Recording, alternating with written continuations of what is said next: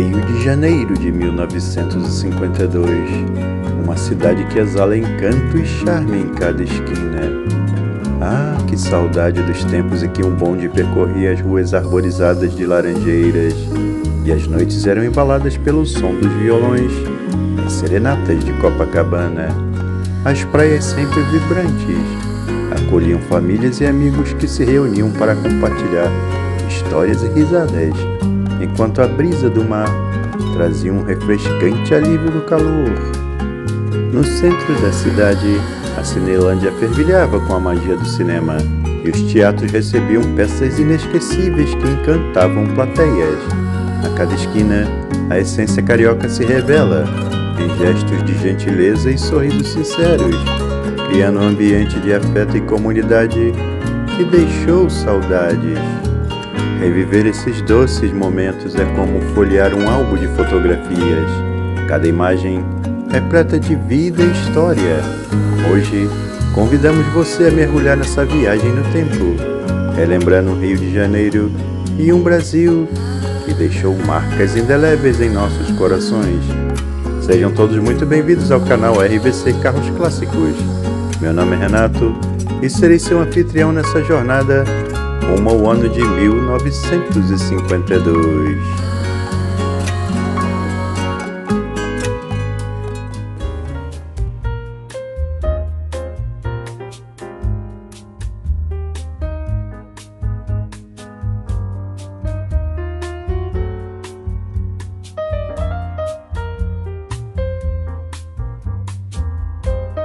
Imagine-se entrando em uma máquina do tempo e sendo transportado para o ano de 1952.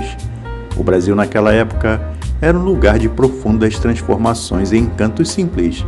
Ao pisar em solo brasileiro deste passado distante, somos imediatamente envolvidos por uma atmosfera de nostalgia, onde cada esquina, cada som e cada aroma nos transporta para um período de esperança, mudanças e simplicidade. Os primeiros passos do ano de 52 nos levam a um Brasil onde a vida cotidiana era marcada por uma tranquilidade que hoje parece quase utópica. As ruas das cidades eram menos congestionadas, com carros como o simpático Citroën Traction Avante, que era como se fosse um Fusca nos anos 50 no Brasil, tamanha sua popularidade. As famílias se reuniam ao redor do rádio, o principal meio de comunicação e entretenimento da época, para ouvir as radionovelas e programas de variedade que encantavam adultos e crianças. Nas calçadas podíamos ver ainda os engraxates, assim como os vendedores de jornais ambulantes. As crianças podiam brincar livremente nas ruas, jogando amarelinha, peão e bola, enquanto as mães tomavam conta da casa e aguardavam os pais voltarem do trabalho, muitas vezes a pé, de bonde ou de bicicleta. Mas 1952 não foi apenas um ano de rotinas agradáveis. Foi também um ano de eventos marcantes tanto no Brasil quanto no mundo, que moldaram o futuro de muitas maneiras. Nesse ano, Getúlio Vargas estava de volta à presidência, após ser eleito democraticamente em 50. Seu governo focava na industrialização e no desenvolvimento econômico, com a criação de empresas estatais como a Eletrobras, que ajudaria a impulsionar o setor elétrico brasileiro. Internacionalmente, 1952 foi um ano de grandes mudanças. A Rainha Elizabeth II subiu ao trono no Reino Unido, após a morte de seu pai, o rei George VI, marcando o início de um dos reinados mais longos da história britânica. Nos Estados Unidos, Dwight Eisenhower era eleito presidente, trazendo consigo promessas de prosperidade e estabilidade após a Segunda Guerra Mundial. No cinema, filmes como Cantando na Chuva estrearam encantando audiências com suas músicas e danças memoráveis. Imagine-se sentar em um cinema dos anos 50, com pipoca na mão, assistindo Gene Kelly dançar na chuva, enquanto o mundo começava a se recuperar das cicatrizes deixadas pela guerra. 1952 também foi um ano de importantes avanços científicos. Foi quando a estrutura do DNA começou a ser desvendada, preparando o terreno para futuras descobertas genéticas que iriam revolucionar a medicina e a biologia no mundo. Voltar a 1952 é mais que uma viagem no tempo. É uma jornada ao coração de uma época que, embora distante, ainda ressoa em nossas memórias coletivas. É um ano que nos lembra de um Brasil em transformação, cheio de esperanças e desafios, e de um mundo que se reinventava a cada dia.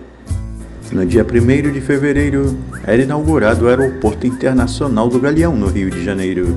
No dia 27 de fevereiro, foi realizada a primeira reunião da ONU, Organização das Nações Unidas, na sua sede permanente, em Nova York.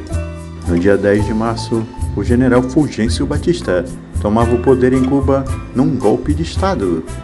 No dia 15 de março, era assinado um acordo militar entre o Brasil e os Estados Unidos. No dia 14 de maio, acontecia a primeira apresentação da famosa Esquadrilha da Fumaça. Entre os dias 19 de julho e 3 de agosto, aconteciam os Jogos Olímpicos de Verão de 1952, na cidade de Helsinki. No dia 1º de novembro, a primeira bomba de hidrogênio, a Ivy Mike, era detonada. No dia 5 de dezembro, iniciava o Grande Nevoeiro de 52, também conhecido como Big Smoke, na cidade de Londres, no Reino Unido, que durou 4 dias. Às 6 horas da manhã do dia 5 de abril de 52, o navio Paquetá Veracruz, o mais rápido navio de então da Marinha Mercante Portuguesa, alcançava na sua viagem inaugural o Rio de Janeiro, lançando âncora a 3 milhas da Barra. No dia 4 de março, aconteceu o acidente ferroviário em Anchieta, no Rio de Janeiro, que deixava 119 mortos e mais de 200 feridos. No dia 28 de abril, um avião da empresa Pan American caía na bacia do rio Amazonas, matando 41 passageiros e 9 tripulantes a bordo, entre eles 14 brasileiros. No dia 20 de junho, o presidente Getúlio Vargas sancionava a lei que criava o Banco Nacional de Desenvolvimento Econômico e Social, o BNDES. No dia 23 de julho, Ademar Ferreira da Silva ganhava sua primeira medalha de ouro no salto triplo, nos Jogos Olímpicos de Verão de Helsinki, na Finlândia. No dia 14 de outubro, a Conferência Nacional dos Bispos do Brasil era fundada no Rio de Janeiro. Que tal saber quem foi que nasceu nesse ano de 1952 e queria brilhar no Brasil nos anos seguintes? Vejamos. No dia 7 de janeiro, Luiz Melodia. No dia 10 de maio, Vanderlei Luxemburgo. No dia 17 de agosto, o tricampeão de Fórmula 1 Nelson Piquet. E no dia 30 de agosto, o apresentador e jornalista William Bach. Falando agora um pouco sobre a história, na Europa, o pós-guerra ainda ecoava fortemente. Em 1952, foi testemunhada a reconstrução de nações devastadas pela Segunda Guerra Mundial. A criação da Comunidade Europeia do Carvão e do Aço, em 51, impulsionou a cooperação econômica entre França, Alemanha e outros países, marcando um passo crucial para a integração europeia. Falando agora sobre o automobilismo, no período de 1947 a 1952, o governo tomou medidas com o objetivo de restringir as importações de veículos automotores e autopeças, e investiu mais no setor automotivo do que importando petróleo ou trigo. Mesmo assim, diante do câmbio favorável, os europeus ganharam espaço no mercado nacional. Se antes as ruas eram cheias de carros americanos, em 1950 em diante, passou a ser comum ainda ver carros ingleses e franceses. Em 1952, era instalada a subcomissão de jipes, tratores, caminhões e automóveis, com o objetivo de viabilizar os investimentos da indústria automobilística no Brasil. Nesse ano também era fundada a Willys Overland Brasil. Mudando de assunto, vamos falar agora sobre música. E qual será o sucesso que mais destacou-se no ano de 1952 no Brasil? Vejamos. Uma das canções mais populares dos anos 50, sem dúvida, foi Lata d'Água, interpretado pela famosa e inesquecível Marlene. Outro grande sucesso de 52 foi Ninguém Me Ama, interpretado por Nora Ney. O galã Dick Farney também fazia sucesso, com a música Alguém Como Tu. Outro grande sucesso foi Calu, na voz de Dalva de Oliveira. Lembramos aos gentis cavaleiros que não esqueçam de curtir e compartilhar. Então você tem um livro que você pode carregar e levar para qualquer lugar que você for. E esse livro fique dentro do seu celular. Já pensou?